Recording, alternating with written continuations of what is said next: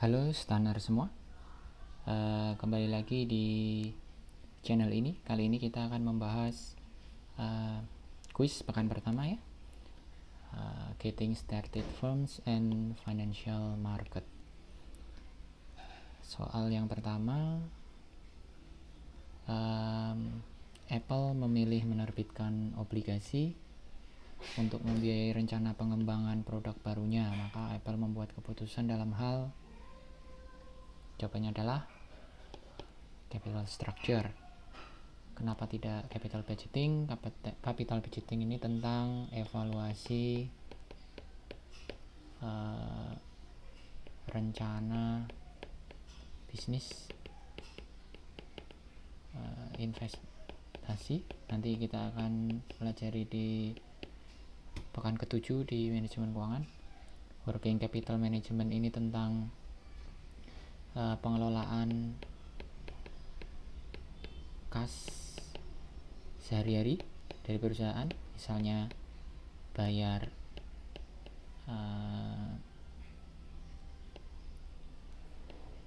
sewa gedung, misalnya listrik, air, bayar gaji karyawan, membeli raw material dan sebagainya. Working management, capital market ini tempatnya. Berikutnya,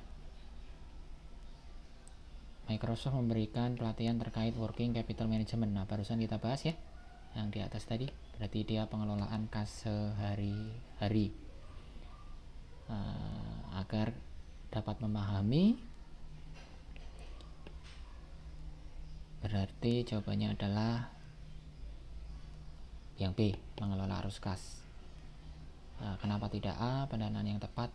Bukan, karena ini lebih ke manajemen keuangan secara umum, secara lebih luas. Terus kemudian investasi jangka panjang yang tepat juga bukan, ini karena jangka panjang. Risiko perusahaan juga bukan. Berikutnya, dalam perusahaan skala besar, seorang yang ditunjuk mengelola manajemen perusahaan secara umum, jawabannya adalah CEO, Chief Executive Officer, atau kalau di kita Direktur Umum. Dia yang menjadi koordinator di antara direksi yang lain. Ada direktur keuangan, yaitu CFO ya, Chief Financial Officer. Ada direktur operasional atau biasa disebut dengan COO, Chief Operational Officer, dan mungkin ada CEO, Chief Information Officer, dan lain sebagainya. Berikutnya, memilih uang 1 juta sekarang dibandingkan 1,5 juta 5 tahun mendatang. Nah, ini jelas berarti memahami salah satu prinsip dasar time value of money.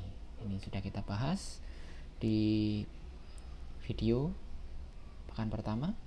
Terus kemudian pertanyaan berikutnya adalah, investor lebih memilih mengambil investasi dengan risiko tinggi dikarenakan investasi tersebut menawarkan, ini ya, berarti prinsip yang kedua, risk return trade off. Berarti risiko yang tinggi harus mendapatkan expected return yang juga tinggi. Jadi jawabannya A. Inflasinya rendah enggak, realisasi tingkat pengembalian tinggi. Nah, ini realized return ya. Ini beda dengan expected return. Apa bedanya? Nanti akan kita bahas di pertemuan keempat. Berikutnya, lembaga yang tidak termasuk financial intermediary. Masih ingat ya, di pasar keuangan itu ada saver atau investor, ada borrower, perusahaan yang membutuhkan pembiayaan, di tengah-tengahnya ada financial institution atau intermediaries, perantara. Di antara ini yang bukan BPR, ini bank umum, asuransi jiwa, ini insurance companies, otoritas jasa keuangan berarti, karena dia adalah sebagai regulator atau yang memberi atau yang mengatur, yang membuat peraturan, yang mengelola atau membuat industri keuangan menjadi teratur. Jadi dia sebagai pengatur ya, regulator.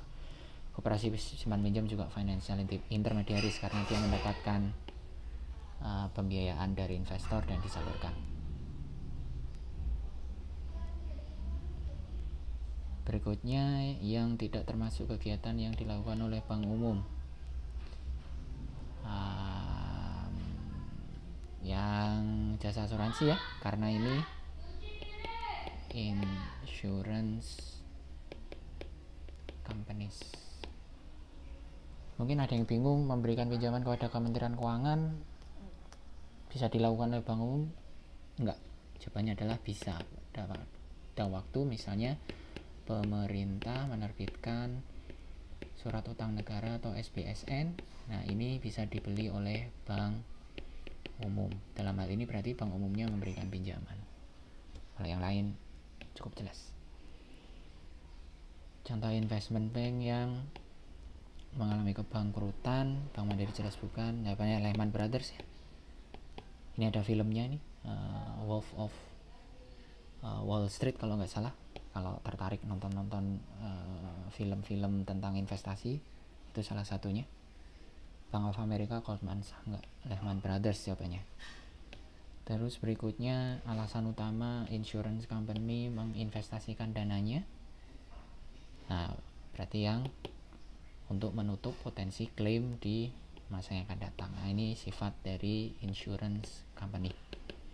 Jadi dia mendapatkan premi dari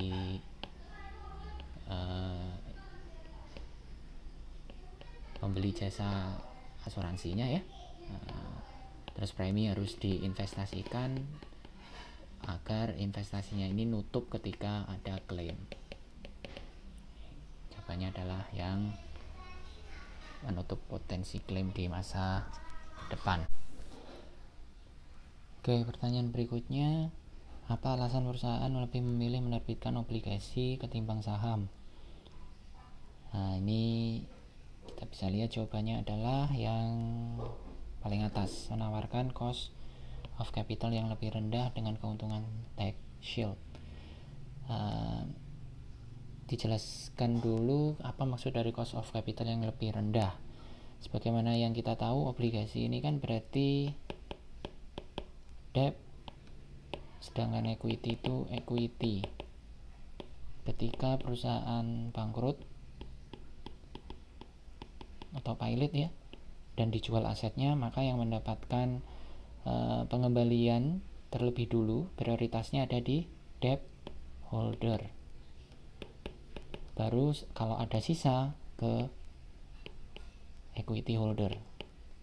Dari sini kita bisa lihat bahwa risiko memegang debt itu risikonya lebih rendah daripada risiko memegang ekuitas, daripada memegang saham. Nah, karena resikonya lebih rendah, maka return yang diberikan ke debt holder juga lebih rendah. Return yang diberikan ke debt holder apa? Ya, kalau obligasi berarti kupon yang dibayar ke investor lebih rendah, hematlah si perusahaan dibandingkan dengan misalnya dengan ekuitas. Ekuitas ini pasti karena risikonya lebih tinggi, maka equity holder dalam hal ini minta return yang lebih tinggi, namanya COE, cost of equity. Kalau yang debt ini namanya COD, cost of debt. Nah, dari sini berarti dari sudut pandang perusahaan ya, dipilih yang ketika menerbitkan obligasi karena cost of capital yang lebih rendah ini tadi. Nanti kita akan menghitung ini di pertemuan di pekan ke 5 dan pertemuan ke-6 yang untuk equity. Terus kemudian tax shield. Tax shield itu muncul dari ketika kita mempunyai pinjaman kan, kemudian kita harus membayar bunga pinjaman. Bunga pinjaman itu kan mengurangi taxable income, maka kita membayar pajak dengan dikurangi terlebih dulu dengan interest, membayar pajaknya kan lebih kecil karena taxable income-nya kan berkurang. Nah, itu muncul seolah-olah kita bayar pajak lebih kecil karena punya pinjaman. Nah, itu disebut dengan tax shield, perisai pajak. Ini juga akan kita bahas detail di pekan ke-6. Nah, pekan ke-5. Oke, berikutnya tentang financial asset. Yang termasuk financial asset berarti EBA ya, efek berakun aset. Efek berakun aset ini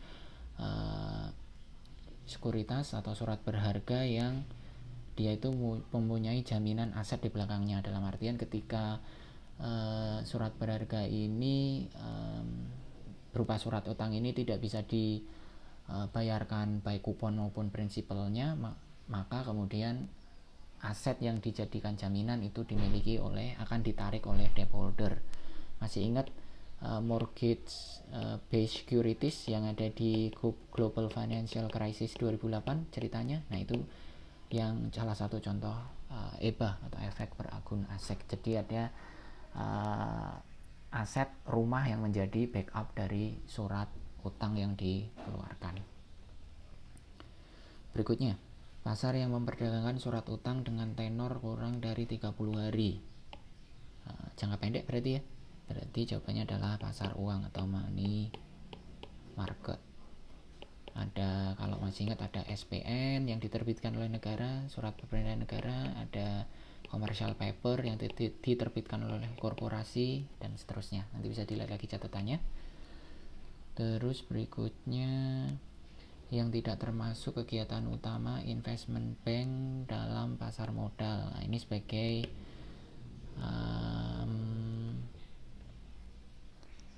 penjamin efek ya, dalam rangka kegiatan IPO.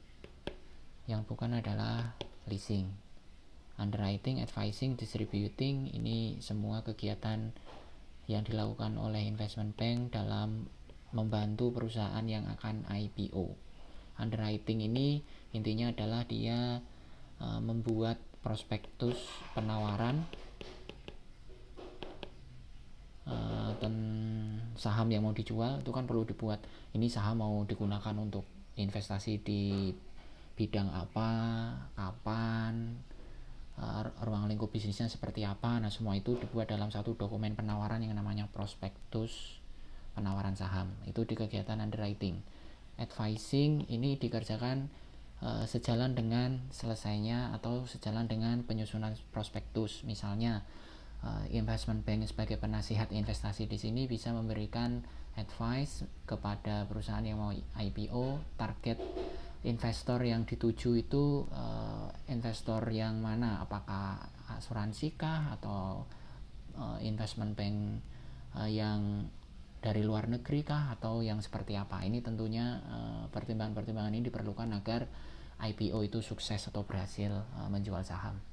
Nah, distributing ini setelah underwriting selesai, advising selesai, ada investor yang mau beli saham, ketika mendistribusikan atau ketika mengirimkan saham ke investor yang membeli pada pasar perdana atau pada saat IPO, itu yang juga dilakukan oleh investment bank. Kegiatannya namanya distributing. Berikutnya, nah ini kegiatan underwriting tadi udah ya. Dia tadi itu membantu perusahaan IPO dalam rangka mempersiapkan penawaran sahamnya, termasuk juga dia melakukan, di sini jawabannya adalah penjaminan emisi, tergantung kontraknya. Kalau best effort berarti dia ya best effort sampai saham terjual semua. Tetapi kalau saham ternyata tidak terjual, tidak terserap oleh pasar, tidak terjual semua ya, sederhananya begitu, ya sudah gitu, saham yang sisa ini kembali lagi ke perusahaan. Tapi kalau kontraknya itu dia sebagai standby buyer, ini ada dua biasanya ya, ada best effort, ada standby buyer. Kalau standby buyer ini si investment bank atau sekuritas itu dia akan menyerap sisa saham yang tidak dibeli oleh investor. Ini jawabannya. Rekomendasi ini advising, mengalokasikan ini allocating.